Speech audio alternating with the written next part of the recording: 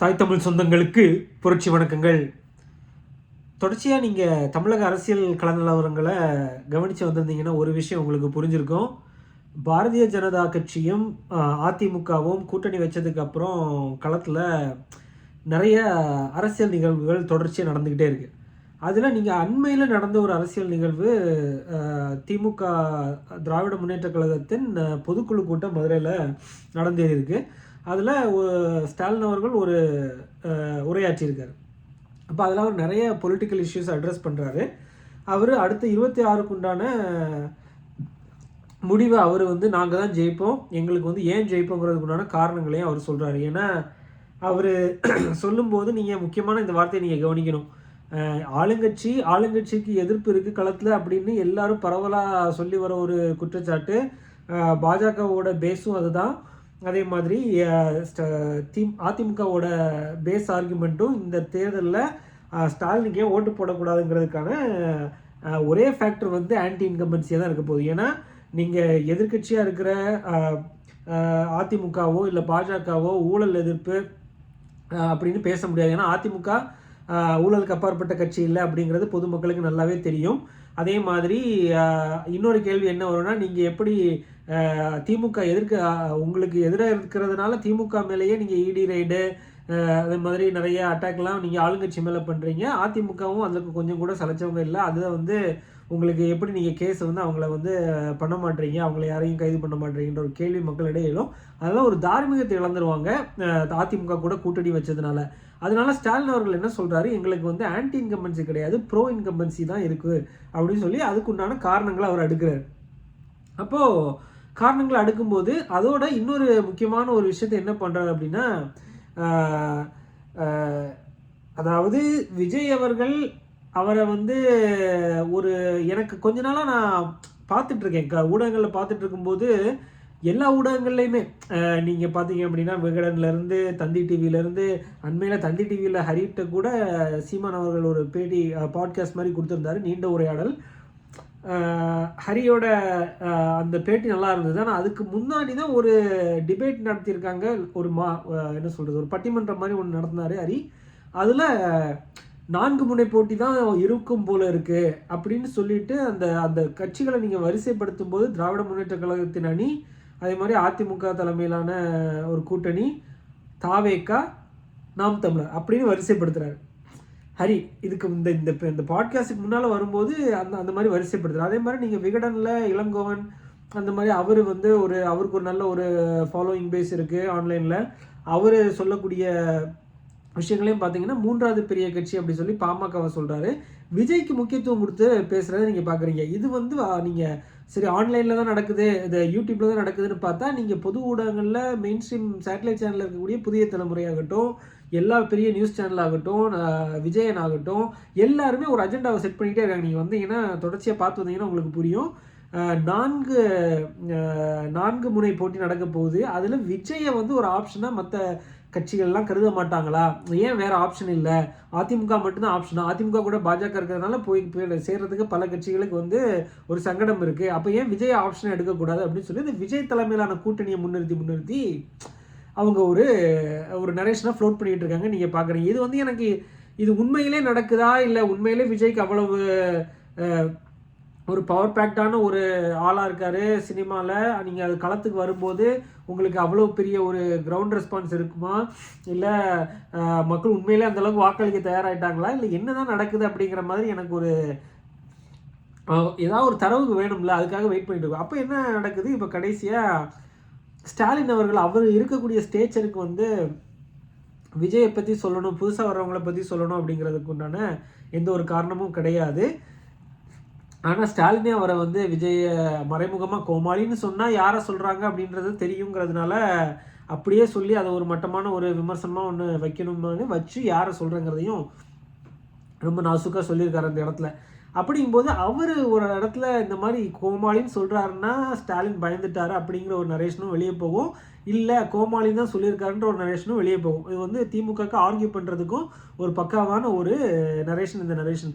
இதில் ஏன் விஜய் அவர் மென்ஷன் பண்ணி பேசணும், அந்த ஒரு பொதுக்குழுவில் திமுக பொதுக்குழுவில் விஜய் எதுக்கு மென்ஷன் பண்ணி பேச வேண்டியிருக்கு அப்படின்னா, விஜய் கட்சி பாஜக இல்லை அதிமுக அவங்க கூட போய் சேர்ந்து அந்த அந்த கூட்டணியை வந்து வலுப்படுத்தக்கூடாது. அவர் தனியாக தான் நிற்கணும். தனியாக நின்று அவருக்கு கீழே ஒரு கூட்டணி அமைஞ்சாலும் பரவாயில்ல. அது வந்து திமுகவுக்கு எதிரான வாக்குகளை வந்து பிரிக்க தான் செய்யும் அப்படிங்கிற ஒரு கணக்கை திமுக போடு. இதுதான் விஜயை பொறுத்த வரைக்கும் திமுக எடுக்கக்கூடிய ஸ்டாண்டு. விஜய் வந்து விஜயால் ஜெயிக்க முடியாதுன்னு அவங்களுக்கு தெரியும். ஆனால் விஜயால் திமுக எதிர்ப்பு வாக்குகளை பிரிக்க முடியுங்கிறத வந்து திமுக நம்புகிறாங்க. அதனால் நிச்சயமாக எல்லா ஊடகங்களையும் நீங்கள் இது வரைக்கும் திமுகவை ப்ரொஜெக்ட் பண்ணிட்டு இருந்தவங்கலாம் இப்போ விஜய் தலைமையில் ஒரு அணி அமையும் அப்படிங்கிற மாதிரி ஒரு கட்டத்துக்கு நரேஷனை கொண்டு போகிறாங்க.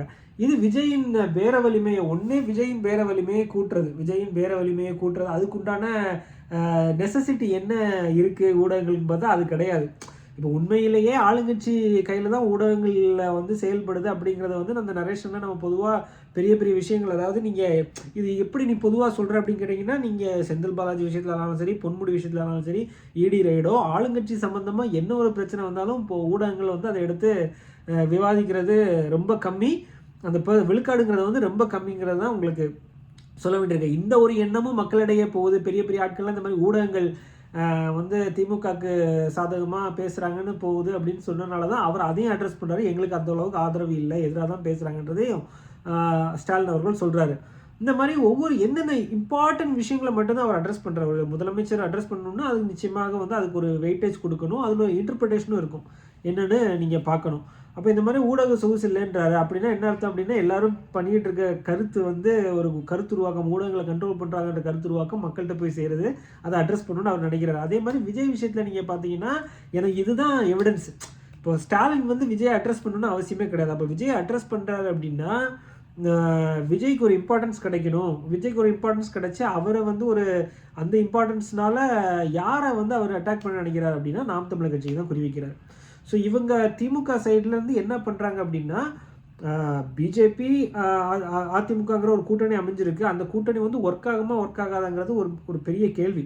ஏன்னா அவங்க ரெண்டு பேரும் எதிர்முதிரமாக நிறைய பேசி வந்ததுக்கப்புறம் அந்த அரசியல் கட்டாயத்தினால இணைஞ்சிருக்காங்களே தவிர அந்த மக்களோட பார்வை வந்து அவங்க மேலே விழுமா? ஏன்னா நீங்கள் பார்த்தீங்கன்னா இருக்கிற எல்லாருமே பெரியாரை தூக்கி பிடிச்சிட்டு தான் இருக்காங்க. ஒரே ஒரு கட்சி பெரியாரை தூக்கி பிடிக்காம தமிழ் தலைவர்களை தூக்கி பிடிக்குது அப்படின்னா அது நாம் தமிழர் கட்சியாக தான் இருக்குது. அப்போ அதில் ஒரு செக்கு சீமான் வைக்கிறாரு. இந்த மாதிரி இந்த திமுகவோ அதிமுகவோ இல்லை இப்போ இருக்கிற புதுசாக வந்திருக்கிற தாவேக்காவோ இவங்க எல்லா விஷயத்துலையும் நீங்கள் பார்த்தீங்கன்னா 100 விழுக்காடு விஷயங்களில் 90 விழுக்காடு விஷயங்களில் வந்து இவங்களுக்கு வந்து இவங்க 3 பேருக்கு ஒரே நிலைப்பாடாக தான் இருக்கும். அது இந்த ஒவ்வொரு இஷ்யூலையும் இந்த 3 பேருக்கு ஒரே நிலைப்பாடு இருக்கும். அதில் வந்து அந்த மிச்சம் 10 விழுக்காடு தான் மாறுவாங்களே தவிர 90 விழுக்காடு பெரிய விஷயம்னாலும் சரி, இடஒதுக்கீடு விஷயங்களானாலும் சரி, இந்த இலவசங்களை பொறுத்த விஷயங்களானாலும் சரி, இந்த வழக்கொள்ளையை பற்றிய விஷயங்களானாலும் சரி, இது எல்லாமே எக்கோ ஃப்ரெண்ட்லியான இந்த எல்லா ஒரு விஷயங்களும் இந்த 3 கட்சிக்கும் எந்த ஒரு வேறுபாடும் இந்த இடத்துல இல்லை உங்களுக்கு. அதில் ஒவ்வொரு இஷ்யூலையும் மாறுபட்டு நிற்கக்கூடியது சீமான் அவர்கள் நாம் தமிழர் கட்சி தான் நிற்கிது. அப்போ நாம் தமிழர் கட்சிக்கு உண்டான பார்வை வந்து மக்களிடையே பெருகி வருகிறது. அப்போ அவரை அட்ரஸ் பண்ணாமல் இதுதான் பொலிட்டிக்கல் டாக்டிக்ஸ். யார் வந்து களத்தில் பெருசாக இருக்காங்களோ அவங்கள வந்து பெருசாக இருக்காங்கன்னு மக்கள்கிட்ட காட்டக்கூடாது. சிறுசாக இருக்கவங்கன்னா பெருசாக காட்டினா அவங்க வந்து பெருசாக இருக்கிறவங்களோட உயரம் கம்மியாக தெரியும். இதுதான் பேசிக் ஃபண்டமெண்டல் பொலிட்டிக்கல் டாக்டிக்ஸுங்கிறது. இதுதான் வந்து ஸ்டாலின் அவர்கள் இந்த இடத்துல பண்ண நினச்சிருக்காரு. நாம் தமிழர் கட்சியை குறிப்பிட்டு சொன்னால் நாம் தமிழர் கட்சியை சொல்லிட்டாருன்னு ஊடகங்களுக்கும் மக்களுக்கும் வந்துடும். அப்போ நாம் தமிழர் கட்சிக்கு ஒரு பெரிய ஒரு வெளிச்சம் இந்த இடத்துல வந்துடும். நாம் தமிழர் கட்சியோட உயரம் வெளியே தெரியக்கூடாது. ஆனால் விஜய் வந்திருக்காரு, அந்த ஒரு நரேஷன் போயிட்டு இருக்கு. ஸோ அவரை வந்து நாம் தமிழர் கட்சியை விட உயரமாக காட்டணுங்கிற ஒரு தேவை திமுகவுக்கு ஏற்படுது. அதனால தான் திமுக சார்பு ஊடகங்களும் அந்த நரேஷன் எடுத்துகிட்டு போகிறாங்க. இனிமேல் நீங்கள் இதை வந்து பார்த்தீங்கன்னா 4 முனை போட்டி அப்படின்னு இன்னும் விஜய் அறிவிக்கலை. விஜய் வாயிலேருந்து எதுவுமே வரல. நாங்கள் தனியாக தான் நிற்க போகிறோம், அமைக்க போகிறோம்னு ஒன்றுமே சொல்லலை. அவர் வந்து திமுகவை தோக்கடிக்கணும்னு நினச்சிட்டாருன்னா அவருக்கு வந்து ஆப்வியஸ் சாய்ஸ் அதிமுக தான். பிஜேபி இருக்கிறனால இப்போ ஒரு சங்கடகரமான நிலைமைக்கு வந்துட்டாரே தவிர அந்த கூட்டணி முடியாதா அதுக்காக வெயிட் பண்ணிவிட்டு அதுக்கப்புறம் தான் அவர் வந்து அவரோட முடிவை சொல்ல போகிறாருங்கிறது எனக்கு எந்த ஒரு மாற்று கருத்தும் இல்லை. ஆனால் இதில் விஜய் வந்து ஒரு ஒரு ஒரு கிங் மேக்கர் ரோலை எடுக்கணும்னு நினச்சா எடுக்கலாம். அதுக்கு அவர் காம்ப்ரமைஸ் பண்ணி வருவார். அவரோட இலக்கை கொஞ்சம் தள்ளி வச்சுட்டு இந்த இடத்துல யார் தோக்கணும் அப்படிங்கிறதுக்காக அவர் ஒரு காம்ப்ரமைஸுக்கு இறங்கி வந்து அதுவும் சரியான ஒரு சக்தி கூட நின்று ஒரு அணியாக அமைக்க முடியுமா, அவர் ஒரு பைண்டிங் ஃபோர்ஸாக இருக்க முடியுமா, ஒரு பிரச்சார பீரங்கியாக. ஏன்னா அவர் வந்து ஒரு க்ரௌட் புல்லர். அப்போ அவர் ஒரு தூய சக்தியாக உள்ளே வரும்போது ஆட்சி அரியணையில் உட்காராத தூய சக்திகளை ஒன்றிணைச்சு அந்த ஒரு சக்திக்காக குரல் கொடுக்கறது தான் வந்து அவருக்கு சரியாக இருக்கும்.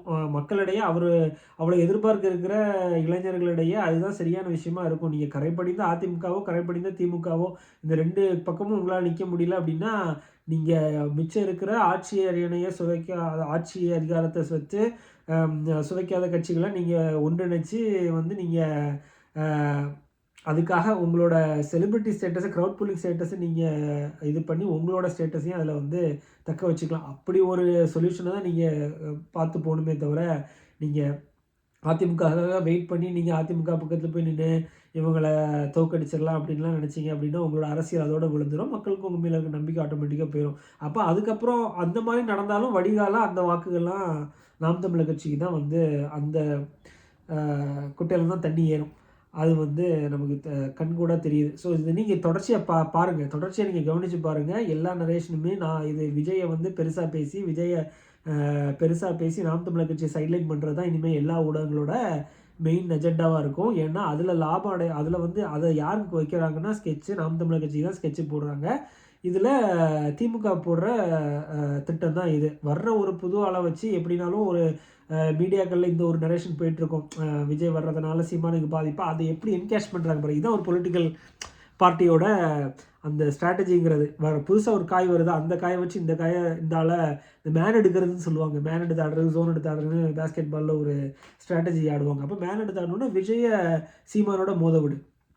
நம்ம வந்து எடப்பாடி அவர்களை பெருசாக சொல்லாமல் அமித்ஷாவையும் மோடி அவர்களையும் தான் சொல்கிறாங்க. நீங்கள் அதில் வந்து டோட்டல் நரேஷன் நீங்கள் என்ன பார்த்தீங்கன்னா, எதிராக நிற்கிறது அதிமுக இல்லை, பழனிசாமி இல்லை. பழனிசாமி வந்து அவருக்கு அடிமையாக மாறிட்டார். காலில் உள்ளாத குறை தான் அமித்ஷாவும் மோடியும் அப்படிங்கிறது தான் அவரோட எதிரியாக அவர் ப்ரொஜெக்ட் பண்ணுறாரு. அதுதான் வந்து எந்த ஒரு அரசியல் தலைவன் எது வந்து அவருக்கு லாபம் கொடுக்குதோ அதுதான் செய்வார். அதுதான் ஸ்டாலின் செஞ்சுருக்காரு.